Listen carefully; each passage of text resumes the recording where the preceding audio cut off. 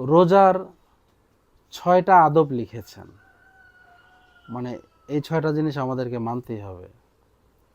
রোজাদার ব্যক্তির জন্য এই বিষয়গুলির প্রতি লক্ষ্য রাখা অত্যন্ত জরুরি।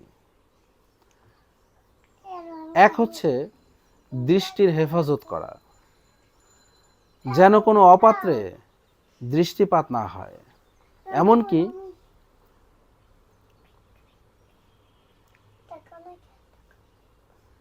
নিজ স্ত্রীর প্রতিও যেন অন্যভাবে তাকানো না হয়।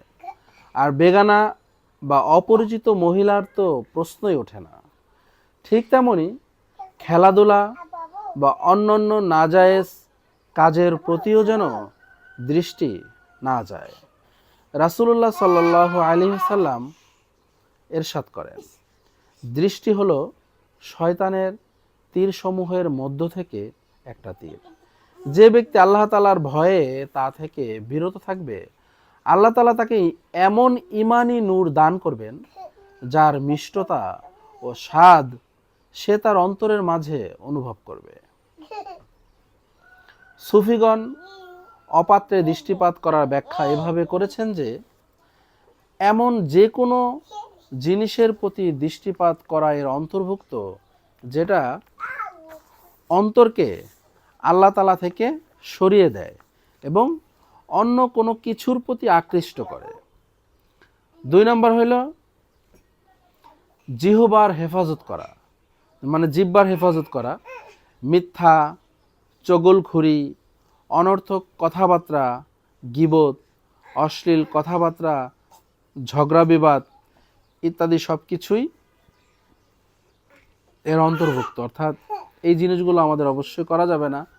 বুখারী শরীফের বর্ণনায় এসেছে, রোজা মানুষের জন্য ঢাল স্বরূপ, তাই রোজাদারের উচিত সে যেন তার জবান দিয়ে কোনো অশ্লীল বা মূর্খতাসুলভ কথাবার্তা যেমন ঠাট্টা বিদ্রূপ, ঝগড়া বিবাদ ইত্যাদি না করে।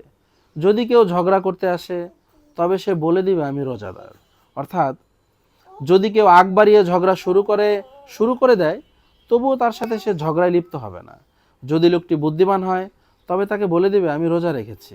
আর যদি লোকটা বোকা ও নির্বোধ হয় তবে নিজের অন্তরকে বোঝাবে তুমি রোজা রেখেছো। তোমার জন্য এই সকল অনর্থক কথাবার্তার জবাব দেওয়া উচিত নয়। বিশেষ করে গীবত ও মিথ্যা থেকে বেঁচে থাকা অত্যন্ত জরুরি, কেননা অনেক আলেমের মতে এর কারণে রোজা ভেঙে যায়। যাই হোক, সেটা অন্য বিষয়। রাসূলুল্লাহ সাল্লাল্লাহু আলাইহি সাল্লামের যুগে 2 জন মহিলা রোজা রেখেছিল। রোজা অবস্থায় তাদের এমন ক্ষুধা লাগলো যে সহ্যের সীমা ছাড়িয়ে মানে জান চলে যাওয়ার উপক্রম হইল। সাহাবায়ে কেরাম রাদিয়াল্লাহু তাআলা আনহুম রাসূলুল্লাহ সাল্লাল্লাহু আলাইহি সাল্লামকে সেটা জানালে তিনি তাদের কাছে একটা পেয়ালা পাঠালেন এবং উভয়কেই সেখানে বমি করতে বললেন। মানে যখন ওনাদের এই মানে এমন ক্ষুধা লাগলো যে সহ্যের সীমা ছাড়িয়ে জান যায় অবস্থা, তখন এটা সাহাবায়ে কেরাম হুজুর সাল্লাল্লাহু আলাইহি সাল্লামকে জানালো যে এই অবস্থা রোজা রাখা। তখন হুজুর সাল্লাল্লাহু আলাইহি সাল্লাম তাদের কাছে একটা পেয়ালা পাঠাইলেন, পেয়ালা বা বাটি পাঠাই বললেন যে এদের ভিতর তাদেরকে বমি করতে বলো। তো বমি করার পর দেখা গেল বমির সাথে গোশতের টুকরা ও তাজা রক্ত বের হয়েছে। লোকের আশ্চর্য হলে রাসূলুল্লাহ সাল্লাল্লাহু আলাইহি সাল্লাম ইরশাদ করলেন, এরা আল্লাহ প্রদত্ত হালাল রুজি দিয়ে রোজা রাখছিল। মানে হালাল খাবার খাইয়েই রোজা রাখছিল, মানে হালালভাবে সেহরি খাইছে, হালাল খাবার দিয়ে সেহরি খাইছে, কিন্তু পরে হারাম জিনিস ভক্ষণ করছে, পরে হারাম জিনিস খাইছে। অর্থাৎ 2 মহিলা মানুষের গীবতে লিপ্ত ছিল, 2 মহিলা মানুষের গীবতে লিপ্ত ছিল। সেজন্যই তো ওলামায়ে কেরাম এই হাদিসের প্রেক্ষিতে বলছে যে গীবত করলে রোজা ভেঙে যায়, তা না হলে তো হুজুর সাল্লাল্লাহু আলাইহি সাল্লাম এটা বলতো না। যাই হোক, এই হাদিস থেকে আরো একটি বিষয় জানা যায় যে গীবত করার কারণে রোজাদারের খুব বেশি কষ্ট অনুভব হয়। মানে যারা গীবত করে তাদের রোজায় অনেক কষ্ট হয়, এই আর আর পারতেছে না, জান চলে যায়, যায় অবস্থা। যেমন এই দুই মহিলা রোজার কারণে মরণাপন্ন হয়ে গিয়েছিল, অর্থাৎ অন্যান্য গুনাহের অবস্থাও ঠিক একই রকম। অভিজ্ঞতা থেকে এর প্রমাণ পাওয়া যায় যে খোদাভীরু মুত্তাকি লোকদের উপর রোজার কষ্টের সামান্যতম প্রভাব পড়ে না।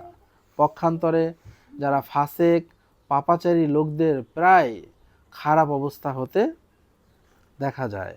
অতএব কেউ যদি রোজার কষ্ট পোহাতে না চায়, তাহলে তার জন্য উত্তম পন্থা হলো রোজা অবস্থায় যাবতীয় গুনাহ থেকে বেঁচে থাকবে, বিশেষত গীবতের গুনাহ থেকে, যেটাকে মানুষ রোজা অবস্থায় সময় কাটানোর একটা মাধ্যম বানিয়ে রেখেছে।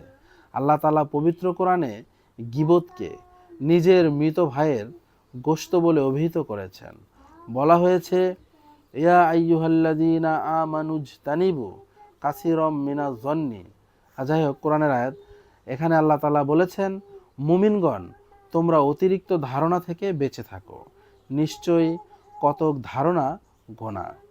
আর তোমরা গোপনীয় বিষয়ে সন্ধান করো না, তোমাদের কেউ যেন কারো অবর্তমানে নিন্দা না করে। তোমাদের কেউ কি তার মৃত ভাইয়ের মাংস খেতে পছন্দ করবে? মূলত তোমরা তো একে ঘৃণাই করো। আল্লাহকে ভয় করো, নিশ্চয় আল্লাহ তওবা কবুলকারী এবং পরম দয়ালু। ঠিক আছে, আজকে আর বলবো না, আজকে থাক।